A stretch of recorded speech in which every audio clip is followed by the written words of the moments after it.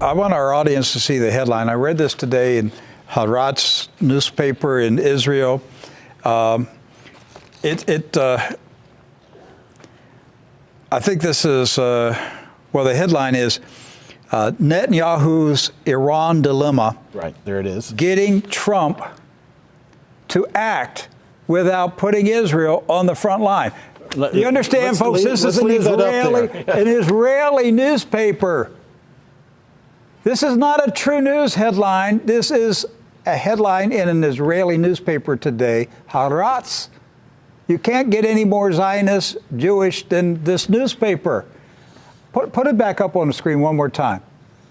Netanyahu's Iran dilemma. He's got a problem. Netanyahu has a problem. He's got to get Donald Trump to act, to start a war with Iran without putting Israel on the front line. In other words, there ain't going to be any Jewish soldiers from Israel dying in this war.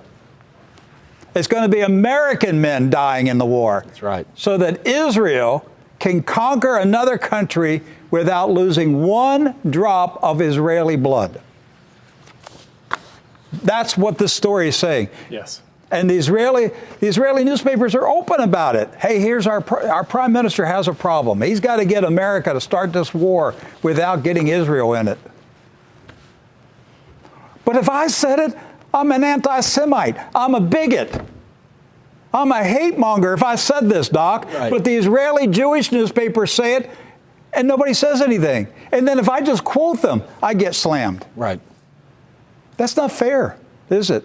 It's not fair, but that's the way it is now. It is, because who controls the media in this country? The Zionists. It's a media war. So who writes the headlines against me? The Zionists. I mean, we're up against a Zionist news media machine. And if they set the terms, they set the headlines, and if you question them, if you quote them, they slam you. Well, Mike Evans, the head of the Friends of Zion, we played the clip on Friday, noted that he wants to fight an ideological and a media war on behalf of Israel, and that they already are in the midst of doing this. Well, his old butt won't be in a uniform fighting what? That's right. Nor will any of his family. John Hagee won't be in a uniform either. They all want this war, but they want somebody else's sons to die in it. That's right. I'd like to know what they're getting out of all this. I'd like to know what these powerful, influential Christian Zionists in America, I'd like to know what your payoff is. It'll come out someday. Were you promised land in the West Bank? Resort condo? Yeah. Were you promised a cushy retirement income? What's in it for you, Mr. Big shot Christian Zionist? What are you getting out of it? Because you sure are working hard for a foreign government. You've got to have something in it. Okay. If any Christian Zionists are still with me, I know you're banging out your emails, calling me all kinds of names and threatening me and everything. I want to revisit a news article. This goes back to the day before the September 11, 2001 attacks. This is an authentic newspaper article published by the Washington Times on September 10, 2001. Nobody that day knew what was coming the next day. The headline was, U.S. troops would enforce peace treaty under Army study. There's the headline right there. You see the date, September 10, 2001. The article was about a U.S. Army study by the Army School of Advanced Military Studies, SAMS, based in Fort Leavenworth, Kansas. And this is a training school for the brightest officers in the U.S. Army. Army Leadership School. That's right. It's an Army Leadership School. And they wrote a report about President George W. Bush's Israeli-Palestinian peace plan. The Bush peace The plan. Bush peace. See, there's been a Clinton peace plan. There's been an Obama. They've all had peace plans. Actually, going back looking at President Bush's peace plan, it was pretty good, Doc. It's pretty fair. Much better than the alleged plan that we read. Absolutely. And so President Bush wanted to put 20,000 American troops in Israel Right. to enforce the peace between the Israelis and the Palestinians. In a newly created Palestinian state. A Palestinian state. President Bush was in favor of a Palestinian state, and he was willing to put American troops there to make sure that there was peace between Israel and the Palestinian state. So, I want you to see one line in this article, Washington Post, September 10, 2001. Excuse me, Washington Times. Here's the quote. It says, of the Mossad, speaking of the Israeli Mossad, the Israeli Intelligence Service, the SAMS officers say, wild card, ruthless and cunning, has capability to target U.S. forces and make it look like a Palestinian Arab act. Do you see it there at the bottom of the screen, the last paragraph? This is what the U.S. Army report said. The day before September 11, 2001, the U.S. Army said, speaking of the Israeli Mossad, the Israeli Intelligence Service, they called them a wild card, described Mossad as ruthless and cunning, said that the Israeli Mossad has the capability to target American troops and make it look like Palestinian Arabs killed the troops. And that's been the modus operandi. And what happened the next day, Doc?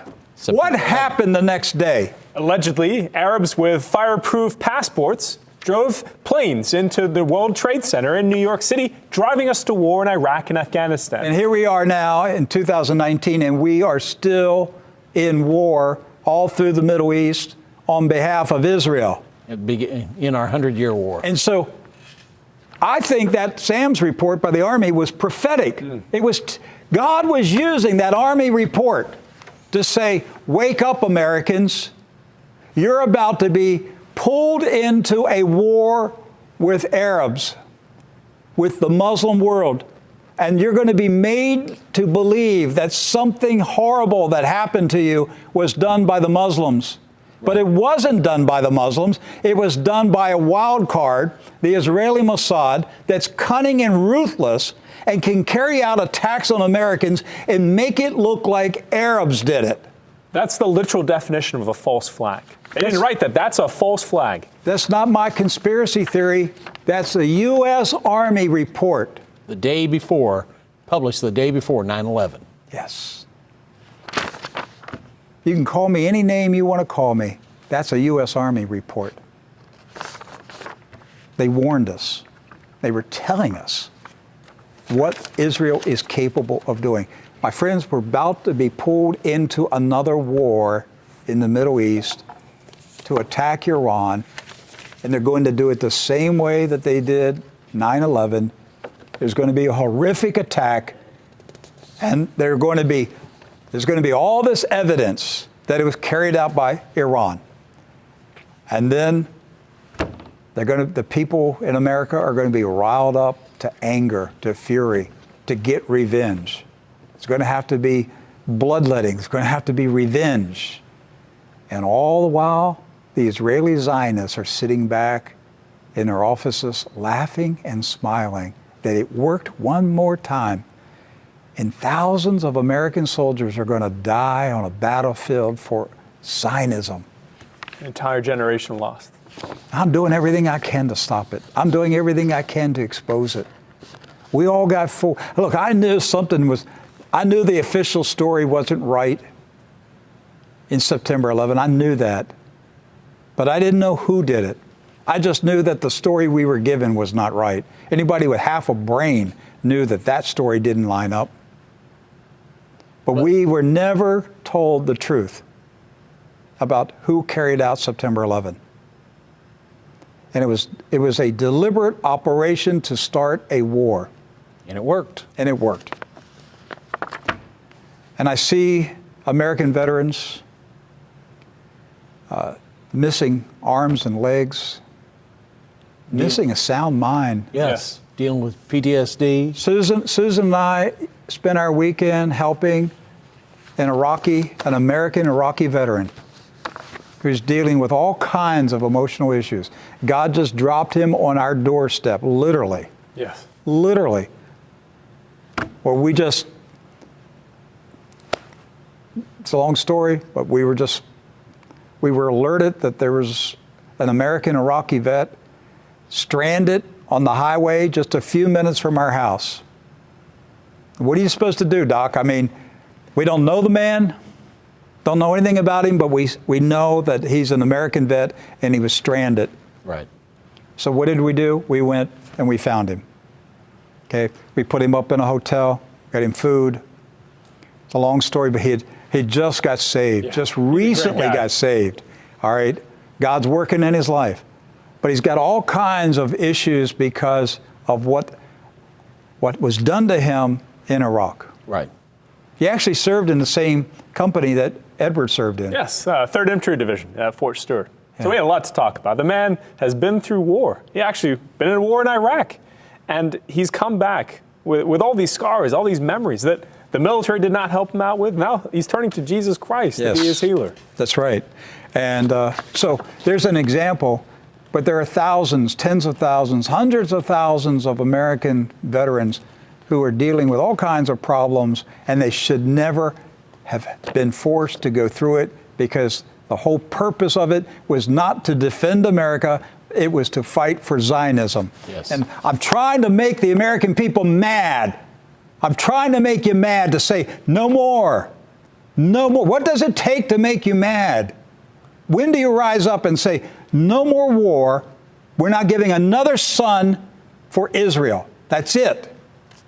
If we fight, it's to defend our country from an invader. But we don't go to another country to fight somebody else's enemy. And I'm tired of it, Doc. And I see it. Here we go again. We're getting ready to do this again. Yes. And 5 years from now, we're going to be talking about the lies that were told in 2019 to get us in another war. Yes. But we'll have to bear the cost of that decision made Yes. this year. And it's bankrupting the United States of America. Both financially and morally. Yes. Draining our resources.